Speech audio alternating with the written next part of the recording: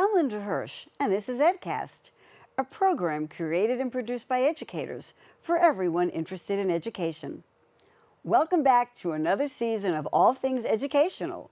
We have a new look, thank you CUNY TV, but our mission remains the same, to bring you the important issues in education in ways that clarify these often polarizing conversations. For some time now, educators have been grappling with painful and difficult events in the classroom. Just as there are those who caution against teaching particular aspects of America's past, there are those who don't feel discussions about current events belong in the classroom either. With the presidential election bearing down on us, a Mideast war, and an overheating planet, just to name a few, teachers must ask themselves if and how they will bring these conversations into their classrooms. My guests today, two New York City teachers and administrators, will tell us what they see as the role of politics in education. Coming up now on EdCast.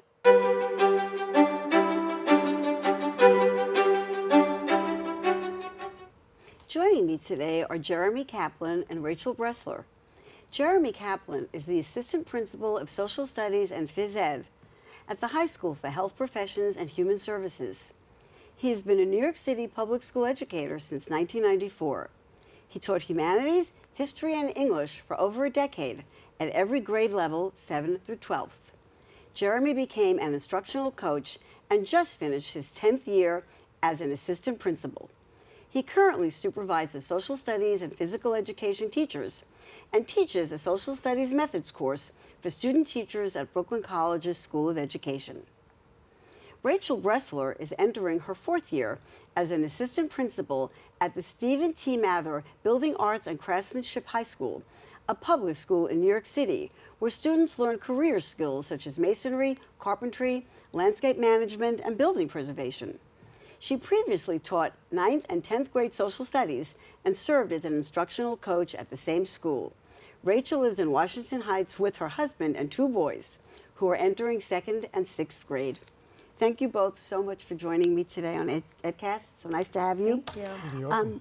We are entering the school year with a host of political issues that are swirling all around us, and it's begging what has become a key question: is the classroom a place to talk about politics? So, Jeremy, let me start with you. Briefly, yes or no? I think yes, it should be. I'm not sure it is enough, and maybe we'll talk more about that later, but absolutely is, because our society is talking about these issues. These are the issues that are important. These are the issues that are what's happening. If we really want to educate our young people, we have to bring them into the conversations that are happening in our country now. Okay. And Rachel, what do you think? I have a nuanced no. Okay, all right. To your question. Okay. In theory, I do agree with you, and I do think that it would be quite amazing to have these conversations in the classroom. And I think that that is incredibly difficult to do, and what I personally want to focus on is developing students to think about the things that are happening today, so that I'm not giving them that knowledge for what's happening right now, but they're actually learning the skills to apply that to whatever situation comes up next. We're going to talk further about how we might balance out or do one or the other, because I think that's interesting. You know, a recent survey of K through 12 teachers said that they were going to avoid discussing the election in class. I just happened to see that right before we came on air practically. But a question that other people have asked is, so let's say we do have conversations. At what age would you have these conversations? And Jeremy, since, would you say lower or junior, middle school, high school? At what age feels right? Is it crazy to say starting in kindergarten? Oh, okay. So you go early, okay. Kids exist in the world, and they hear adults having conversations. If we don't have these conversations in school, then the only young people that will be privy to these conversations will be people who generally come with privileged families, or families that are already involved in the, engaged in the political system. If we really want to engage our young people in society and the issues that are important today, I think it has to be done obviously at an age-appropriate level. But I don't see an age that's too young to start talking about, hey, there's a huge election coming up. let's talk about that, learn about, and talk about, what does that mean? Well, I hope we have time to get to how we would discuss these things and what you each want to bring into the classroom. Jeremy, in an article that you wrote for Chalkbeat, you talked about comparing the hard past and the hard present, which I thought was an interesting way of looking at this. You tell us what you meant by that? So the Southern Poverty Law Center has a concept called teaching hard history. And they really focus on slavery. So they're trying to promote teachers don't shy away from controversial topics in history. Let's look at it. It's important. Let's take a really clear-eyed view of difficult topics. And I guess I took that, and my article in Chalkbeat was really about current events and the importance of teaching current events. And so I just thought of the phrase, the hard present, that there are things happening now that are important. And they might be sensitive, they might be controversial, that makes them hard. That doesn't mean we should avoid them. I think we should tackle them. Okay, so all this really comes then down to a sense of what it means to be educated and what are the goals that you see for your students in terms of an outcome of their education. So Rachel, I'm going to go back to you for a minute. What do you see as the primary goal of education? And what would you like to see your students when they leave your high school? What skills do you want them to have?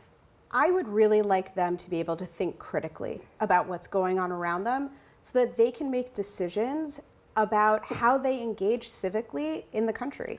And also for them to figure out their perspectives and opinions and be consumers of media in a critical way. We're being fed algorithms and all these different things on social media, and I want them to look at it and be able to disentangle what they're getting in order to really understand what their own views are and their own perspectives are.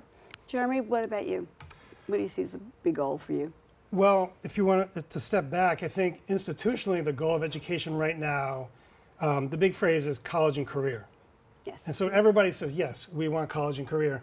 And I agree with that. The problem for me is that that's somewhere in the future. Like, oh, you have to learn this because it's going to be good for you later. And I don't really know any young person that might speak to some people, but I think young people really need a purpose for learning now. And I think the best purpose for learning now is that it's going to help you and society make society a better place. Do you really think that for students that's more important that to make the world a better place than their own personal gain or advantage for high school students? I'm thinking they're thinking more about what's good for themselves. Well, to me, they're not mutually exclusive. Okay, all right. But not to just think of yourself, right, because, okay. It's not just, well, you can do whatever you want to do. There are things in society that are making it easier or harder for certain groups of people to do certain things. So individual gain and happiness, I think, is very connected to social gain and happiness. Mm-hmm. I mean, little kids, they care about fairness. Yeah, that's true. They do. And somehow, I don't think they lose it. I think Right. we keep that sense of morality. So for me, it's really about sort of layering morality on what we're learning. And kids also want to know, why do I have to learn this? And the answer, well, you're going to have to learn this now because it's going to be good for you later. Trust me, to me, is not the best answer. You need to learn this now because it's important now. It's important for you. Okay. It's important for others. It's important to make our world a better place. I will say that I know both aware that even higher ed has a whole new emphasis on careers, much greater than when I was a college student. And the idea of knowledge for its own sake has really receded a bit, and really, some of the struggle to bring that forward. That it's good to know things. But anyway, so yes, okay. So let's go back to social media. Social media is pervasive. Is it educating our students or just making things really worse? What do you think? Both. Both, okay.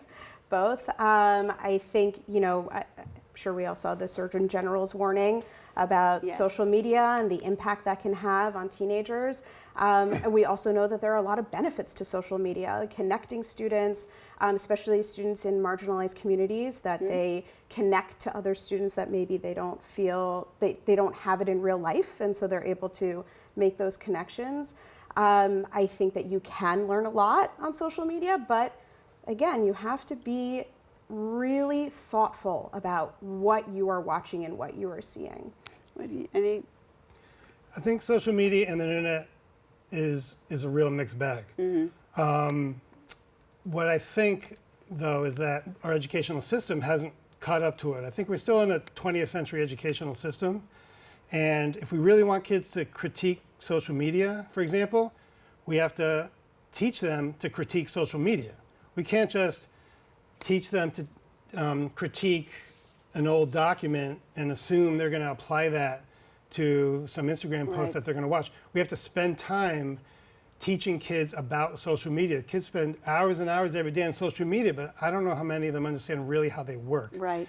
And I want to say, I just read Neil Postman's Amusing Ourselves to Death. Oh, of course. It's a great book, and it's about TV and how TV has changed Right. culture. But it just got me thinking about social media and the ideas, for example, of like truth. Truth to me, I just started thinking about social media, and I'm not an expert, but truth isn't really the main thing on social media, it's popularity. Right. And how does that change how our young people think about politics and everything else? But I don't think they're thinking about it in a metacognitive critical way, and I think we have to do that. But in order to do that, we have to make space, and there isn't much space in our traditional educational system in order to do that kind of thing. I think there needs to be more space in order to do that. In the curriculum itself. Correct. Okay. What would Neil Postman say today about everybody being on their phones and scrolling all day long, talking about amusing ourselves to death? All right, so let's go back to this, putting this in the classroom, okay? If you bring up these issues in the classroom, what about the teacher's opinion? Should teachers remain neutral, or should they say, let's talk about the election? I mean, are you going to go into your classroom and say, you know, I would never vote for Trump, or, oh, that Kamala Harris doesn't have enough experience? I mean, would you give your opinion? What do you think?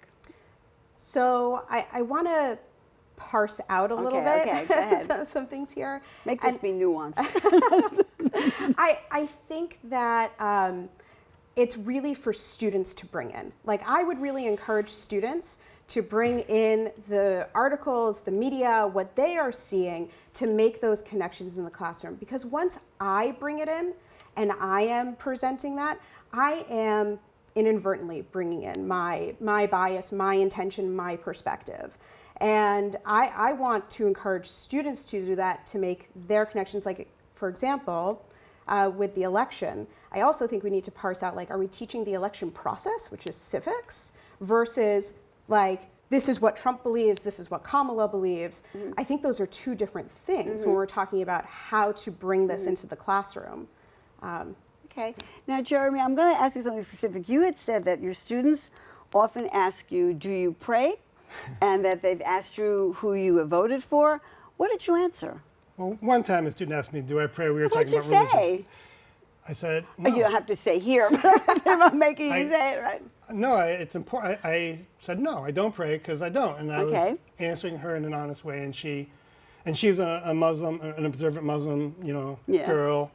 And she nodded and said, okay, and that was that. And I think that moment, and I actually asked her about that later, but I think what was important in that moment was that I was just being honest with her. And I think she had an honest question, and I gave her an honest answer. Okay, now how about who you voted for, or who you were going to vote for? So, I actually have sort of a nuanced Okay. view of this. Okay. I'm not on one side or the other. Because on Okay. the one hand, obviously teachers are not, it's not their role to teach partisanship. If I'm a Democrat, I'm not going to try to get kids to believe what I believe. That's obviously wrong. It's against our policy, et cetera. On the other hand, I think kids really want honest answers. I think they're looking to adults to be sort of mentors and for guidance.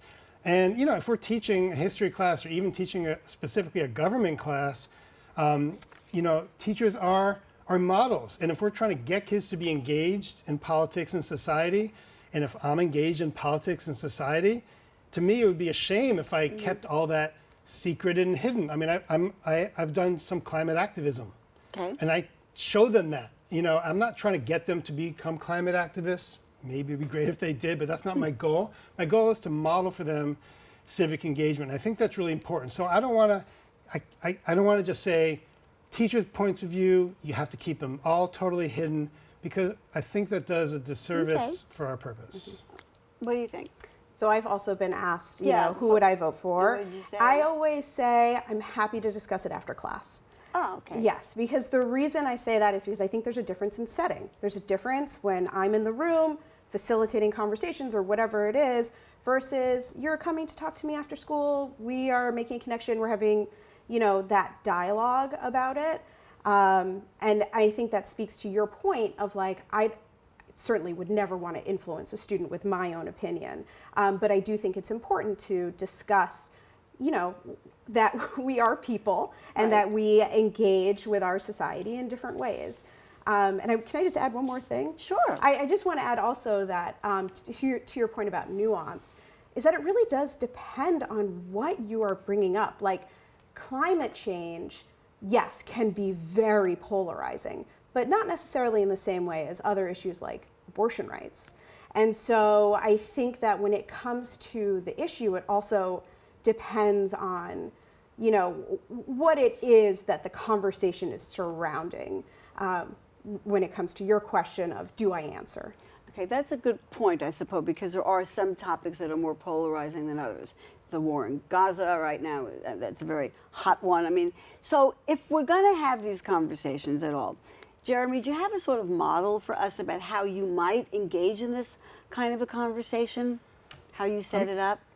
Well, there's a lot to that, I think. I'm sure there is, I'm sorry. But One answer is, I think, if I do give an opinion, I'm very clear and explicit, this is my opinion. okay, I'm not asking you to agree with it. If you can agree, you can disagree, and I hope that there's a safe space where you can Right. disagree. I mean, I remember when I went to high school, my 11th grade U.S. history teacher was socialist, and he didn't bring that to the classroom every day, but he did, and we engaged. And my best friend was conservative, and we engaged in conversation. right. So, I think the most important thing to answer your question is that the teacher has created a safe space in the classroom. how do you do that? How do you both do that? How do you make the classroom a safe space? I mean, it's a million different ways. Okay. Part of it is a sort of classroom management of like we respect each other here. We respect our opinions. Part of it also, I think, is getting to know each other, and students getting to know each other as people, not just as students. Getting to know me, I think. People always say teachers should get to know their students, and I agree with that. I don't hear enough students getting to know their teacher, and I think that's really important. If they get to know you as a person, if they trust you to be honest and fair, then I think when you say something that maybe is a little bit more, personal, they will take it in stride. Yeah, I agree. Building relationships to create that trust, I think, is the foundation to any sort of difficult conversation, because even if you're not talking about politics, difficult conversations will happen in the classroom. Right. And so I think creating that climate and that community in the room is paramount. Like I would never bring in a hot button issue September 15th. Like I wouldn't do that. Like I'd make sure that we really have the classroom culture there. And I agree, getting to know me as a person and getting to know them, like that's all part and parcel. So do you create an environment in which your students have certain ground rules for engaging in conversation? Yeah, I mean, I think one ground rule is always you can critique an idea, but not a person. No But not the personal person. attacks, right?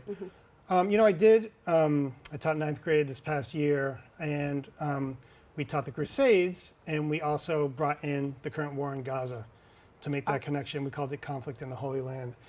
And, I was very explicit. This is a controversial topic. Some people may have really strong opinions and feelings, and we want to just make sure that we're very sensitive to that. And we're going to try to teach this conflict in a very factual way. And I did not give any personal opinions on that topic. I know a couple of my students did have, and they sort of voiced them to me.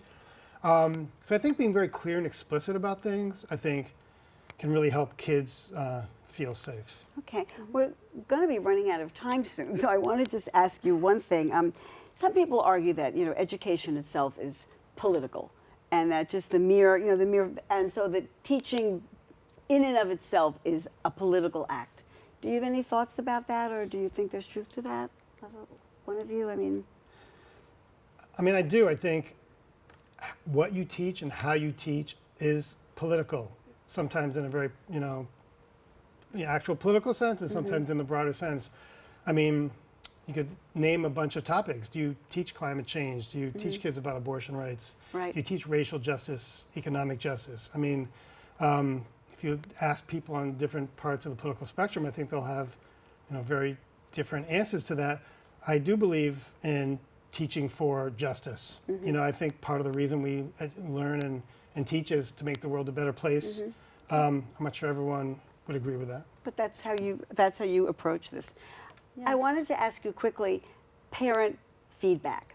Have any of you been aware in your schools how parents might feel? I know there were surveys that said that some parents are leery about having political discussions in the classroom, others are not. Do you have a sense in your schools about how, have you gotten any parent feedback or heard anything?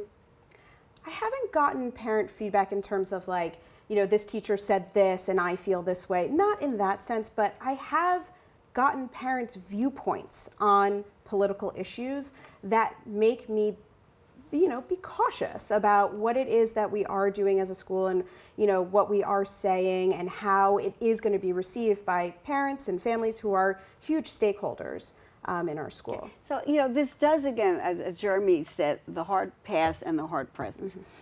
Even the teaching of the hard past, as you know, has been controversial, right? And there are people who didn't hear the words critical race theory and they go ballistic, or we even talk about slavery and not so sure about that. So in some sense, if we're teaching today's present is going to be somebody's past. Not to put too fine anything on it. So what we're witnessing now is somebody else's past. So can we totally avoid it? And if people really say, the election, to me, how can we not, hit on it if we're teaching social studies or civics, especially if we want and engage our students to leave us as engaged citizens of the world. So what would you say to people who don't want to even, don't want to go near any of these things in the schools at all? Do you have a thing you want to tell them? I told my history teachers, this is the only time our students in high school are going to experience a presidential election. So whether you teach global, US, it doesn't matter. Teach this election. I think the real tragedy is that institutionally, in terms of assessments and curriculum, there isn't much room to teach the hard present. There isn't much room to teach the election. It may be brought in, a little bit as a do now or a couple days, but if you have a curriculum that you have to cover in order for students to pass a standardized assessment, there is not much room in there. And I really hope, we rethink what curriculum looks like so that we're able to bring in the present day in a much more substantive way. In the few minutes remaining, it's unusual for me to have history, social studies teachers right on set with me, two of you. So if you could change the curriculum, if you were doing a big curriculum overhaul in each of your schools, one or two key things that you would want to see be different than what you have now. Putting you on the spot a bit, but you must have thought about this a lot anyway. What do you think? I would scrap chronological history. I think it does a huge disservice because chronological history I have trouble with novels like that. You never get to the present. It's a real tragedy. I would teach thematically, focusing on important current issues of the day: racial justice, gender justice, economic justice. When should the United States go to war, et cetera, and use history and connect that to current issues that are happening now, and then engage kids in those current issues and with the people in society that are dealing with those current issues. So were you saying you would organize more by topic, or right? Rather People call it than teaching thematically. Yeah. Teaching thematically. Okay, teaching thematically. Okay.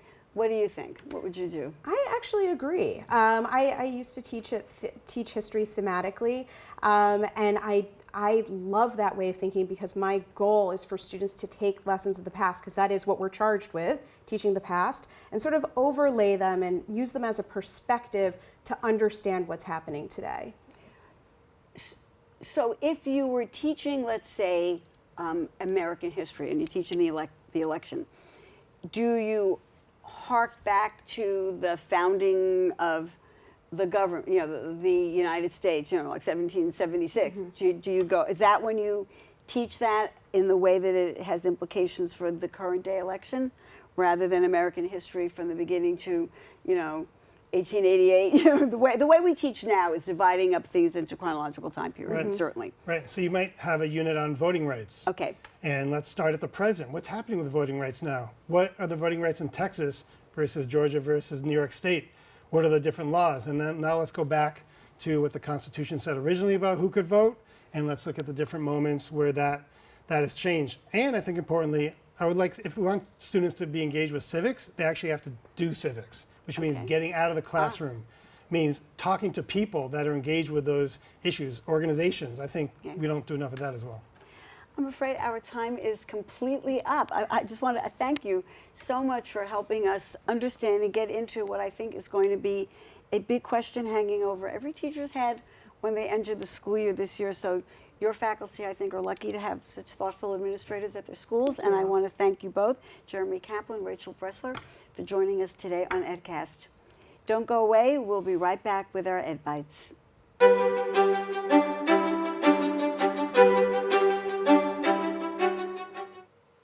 Welcome back to this edition of Ed Bites. As the new school year gets underway, some key educational issues are already rising to the foreground. The Chronicle of Higher Ed notes that educators are still dealing with the mental health crisis that was exacerbated by the pandemic.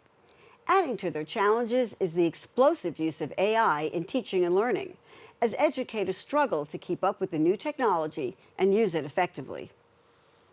The increasing use of generative AI may allow us to gloss over the fact that the digital divide still exists. eSchool News reports that lower-income students have less access to devices and reliable internet than those from wealthier families. Should cell phones be allowed in school? Many states have already enacted bans on their use. School administrators cite phone-related bullying and the distraction of social media during school hours among reasons to ban them. Nationally, parent and student reactions to cell phone use bans are mixed. New York is currently exploring limiting or outlawing phones in school. Could the Pope be a savior of the humanities? Len Gutkin of the Chronicle of Higher Ed newsletter cites Pope Francis's support for literature in the papal letter on the role of literature in formation. The Pope celebrates, quote, the value of reading novels and poems as part of one's path to maturity. While addressing seminarians, Pope Francis remarks that literature is more than a form of entertainment and allows us to access otherwise inaccessible experiences and to listen to the voices of others. That's it for this edition of EdCast. Thank you for joining us, and thank you for making our podcast one of the top 10 in education. Here's to a successful new school year for all. Buy yourself a new pencil case. Till next time, class dismissed.